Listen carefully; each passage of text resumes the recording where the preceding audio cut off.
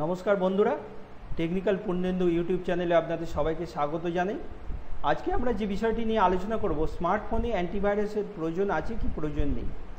অনেকেই নতুন মোবাইল কেনার পরে নানান রকম তাদের মনে কনফিউশন জাগে বা অনেকে অনেক রকম বলে, সেই নিয়ে তাদের কনফিউশন আরও কিছু বেড়ে যায় যে মোবাইলে আপনি অ্যান্টিভাইরাস সফটওয়্যার ইনস্টল করবেন কি করবেন না।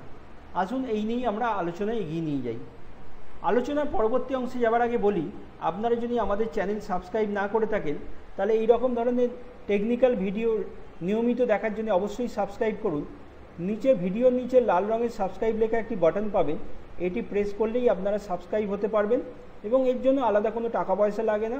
সাবস্ক্রাইব হওয়ার পরে আপনি পাশে একটি বেল আইকন পাবেন, নিয়মিত নোটিফিকেশান পাওয়ার জন্য এই বেল আইকনেও প্রেস করে রাখুন। ভিডিওটি ভালো লাগলে আপনি লাইক করবেন এবং পরিচিতদের সাথে শেয়ার করবেন। আসুন আমরা আলোচনা এগিয়ে নিয়ে চলি। আপনি যখন মোবাইল ফোন কিনবেন দেখবেন সেখানে অনেক ধরনের আপনাকে অ্যান্টিভাইরাস সফটওয়্যার ইনস্টল করার জন্য অনেকে পরামর্শ দেবে এবং আপনি সেটা হয়তো ইনস্টলও করে ফেলেছেন ইতিমধ্যে। কিন্তু আগে এই ভিডিওটা পুরোটা দেখুন, তারপরে আপনি নিজে সিদ্ধান্ত দিন যে আপনার অ্যান্টিভাইরাসের প্রয়োজন আছে কি নেই। কারণ মোবাইল ফোনে যত অ্যান্টিভাইরাসের প্রয়োজন আছে আর কম্পিউটারে অ্যান্টিভাইরাসের প্রয়োজন আছে, এই দুটোর প্রেক্ষাপট বা তার পরিপ্রেক্ষিত পুরোপুরি আলাদা। মোবাইল ফোনে অ্যান্টিভাইরাসের প্রয়োজন আছে কি না সেটা বোঝার জন্য আমাকে বুঝতে হবে যে মোবাইল ফোনে কীরকম অপারেটিং সিস্টেম কাজ করে এবং সেটা কিভাবে কাজ করে। আসুন আমরা দেখে নিই মোবাইল ফোনে কী ধরনের অপারেটিং সিস্টেম থাকে। মোবাইল ফোনে সাধারণত আমরা তিন ধরনের অপারেটিং সিস্টেম দেখতে পাই। একটি হচ্ছে অ্যান্ড্রয়েড, দ্বিতীয়টি হচ্ছে iOS যেটি অ্যাপেল ফোন ইউজ করে এবং তৃতীয়টি হচ্ছে উইন্ডোজ। তাহলে এই iOS এবং উইন্ডোজ, আপনারা যদি এই দুটি অপারেটিং সিস্টেম আপনাদের স্মার্টফোনে বা মোবাইল ফোনে ইউজ করেন তাহলে আপনি নিশ্চিন্তে অ্যান্টিভাইরাস ছাড়াই আপনার মোবাইল ইউজ করতে পারেন। তার কারণ এই দুটো অপারেটিং সিস্টেমে আপনি এদের নিজস্ব অ্যাপ স্টোর ছাড়া অন্য কোনো অ্যাপ স্টোর থেকে অ্যাপ ইনস্টল করতে পারবেন না এবং সেই পারমিশনও নেই। সেই জন্য আপনার সহজে এই দুটো অপারেটিং সিস্টেমে কখনোই ভাইরাস ঢোকে না। এবং ভাইরাস যারা বানায় তাদেরও টার্গেট থাকে যে যে ইউজার বেশি ইউজ করছে যে জিনিসটা, সেখানেই যাতে ভাইরাস অ্যাটাক করে সেটাই তারা বানায়। যেহেতু অ্যান্ড্রয়েডের ইউজার বেশি, এখনও পর্যন্ত পার্সেন্টেজ হিসেবে যদি দেখা যায় সবচেয়ে বেশি ইউজার অ্যান্ড্রয়েড করছে, প্রায় 80% বা তারও বেশি, 86% বর্তমানে। তাহলে 86% ইউজার যদি অ্যান্ড্রয়েড ব্যবহার করে, ন্যাচারালভাবে যেসব কোম্পানিরা ভাইরাস বানাচ্ছে মোবাইল ফোনের জন্য তারা টার্গেট তাদের ইউজার হচ্ছে অ্যান্ড্রয়েড। তাহলে আপনি অ্যান্ড্রয়েড ইউজার যদি হন তাহলে আপনাকে একটু সতর্ক থাকতে হবে যে আপনি অ্যান্টিভাইরাস সফটওয়্যার ইনস্টল করবেন কি করবেন না। আপনার সেটা ব্যবহারের ওপর নির্ভর করছে। প্রথম হচ্ছে যে আপনি অ্যান্ড্রয়েড ব্যবহার করছেন এবং তাহলে আপনি চাইলে একটা অ্যান্টিভাইরাস ইউজ করতে পারেন, কিন্তু চেষ্টা করবেন সেই অ্যান্টিভাইরাসটা যেন পেড ভার্সনে অ্যান্টিভাইরাস হয়, অর্থাৎ কোনো মূল্য দিয়ে যেন কেনা হয়। ফ্রি অ্যান্টিভাইরাস অ্যান্ড্রয়েড মোবাইলে সেইভাবে কিছুই কাজ করে না। আপনি যদি টাকা দিয়ে কোনো অ্যাপস কেনেন বা কোনো সফটওয়্যার কেনেন এবং অ্যান্ড্রয়েডে ভার্সনে ইনস্টল করেন, তাও আপনি কিছু সুবিধা পেতে পারেন বা কিছু ফিচার্স এক্সট্রা পেতে পারেন। আমার বক্তব্য হচ্ছে যদি আপনি অ্যান্টিভাইরাস ইউজ করতেই চান অ্যান্ড্রয়েড অপারেটিং সিস্টেমে, তাহলে অবশ্যই আপনি ফ্রি ভার্সান ছেড়ে পেড ভার্সান ইউজ করুন, অথবা আপনি কোনো অ্যান্টিভাইরাস না ইউজ করুন। অনেকে আটকে উঠবে কি টেকনিক্যাল পূর্ণেন্দু চ্যানেলে পূর্ণেন্দু কী বলছে যে অ্যান্টিভাইরাস না ইউজ করতে। হ্যাঁ, এটা সত্যি যে আপনি অ্যান্টিভাইরাস সফটওয়্যার যদি ইউজ করেন আপনার কাজের থেকে অকাজ বেশি হয়।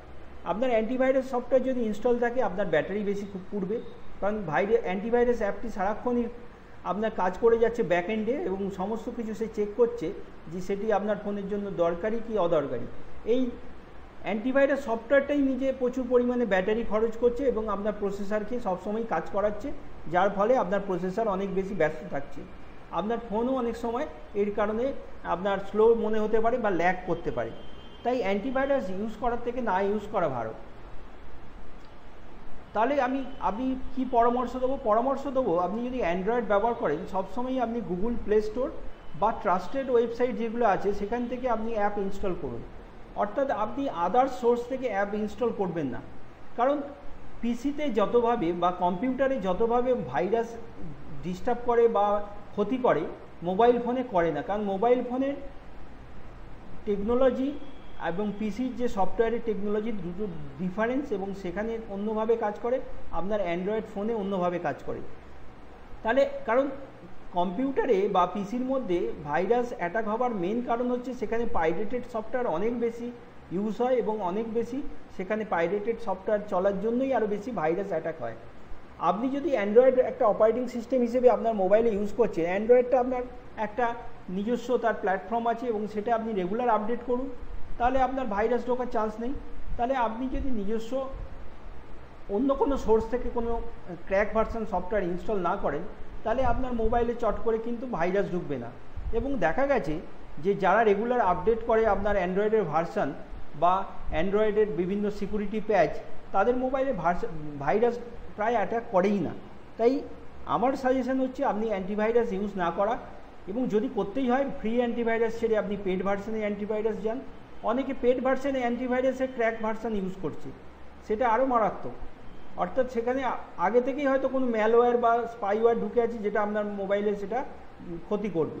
তাই আমার সাজেশন হচ্ছে যে আপনি অ্যান্টিভাইরাস না ইউজ করে চেষ্টা করুন যে এমনভাবে সফটওয়্যারগুলো ইনস্টল করার যাতে আপনার মোবাইল ভালো থাকে। আপনার স্মার্টফোনকে ঠিক রাখার জন্য কিছু টিপস আমি এখানে দিচ্ছি, যাতে চট করে আপনার স্মার্টফোনে কোনো ভাইরাস অ্যাটাক না হয় বা আপনার ভাইরাস থেকে আপনি সুরক্ষিত থাকতে পারেন। গুগল প্লে স্টোর ছাড়া অন্য কোনো সাইট থেকে অ্যাপ ডাউনলোড করবেন না, কারণ আপনার অন্য সাইট থেকে ডাউনলোড করলে ভাইরাস ঢোকার চান্স থেকে যায়। তাই আপনি সবসময় যখনই কোনো সফটওয়্যার ইনস্টল করবেন সবসময় গুগল অ্যাপ স্টোর থেকে করবেন, বা আপনার মোবাইলে বা ট্যাবে যদি এমন কোনো অ্যাপের স্টোরের নাম দেওয়া থাকে যেটা আপনার ওই কোম্পানির মোবাইল বা ওই কোম্পানির ফোন সাপোর্ট করে, তাহলে নির্দিষ্ট ওই অ্যাপ স্টোর থেকেই সফটওয়্যার ইনস্টল করবেন।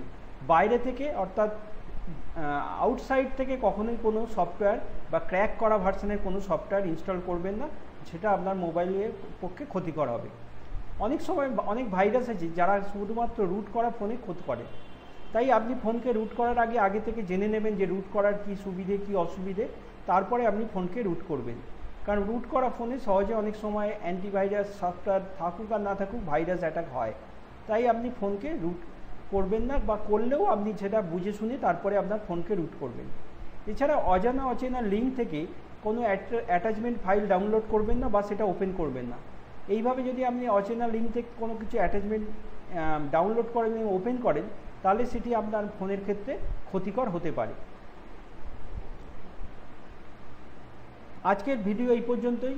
আশা করি আপনাদের এই ছোট্ট আলোচনা আপনাদের মনের কনফিউশন কিছু দূর করতে পেরেছে। যদি দূর করে থাকতে পারে তাহলে অবশ্যই লাইক বাটন প্রেস করবেন, এবং আমাদের এই ধরনের নিয়মিত আলোচনা বা টেকনিক্যাল ভিডিও দেখার জন্য সাবস্ক্রাইব করুন নিচের সাবস্ক্রাইব লেখা বাটনে, এবং নিয়মিত নোটিফিকেশন পাওয়ার জন্য আপনি বেল আইকনে প্রেস করুন। পরিচিতদের সাথে শেয়ার করুন বিভিন্ন সোশ্যাল মিডিয়া সাইটে। পুরোটি সম্পূর্ণ ভিডিওটি দেখার জন্য আপনাদের ধন্যবাদ জানাই।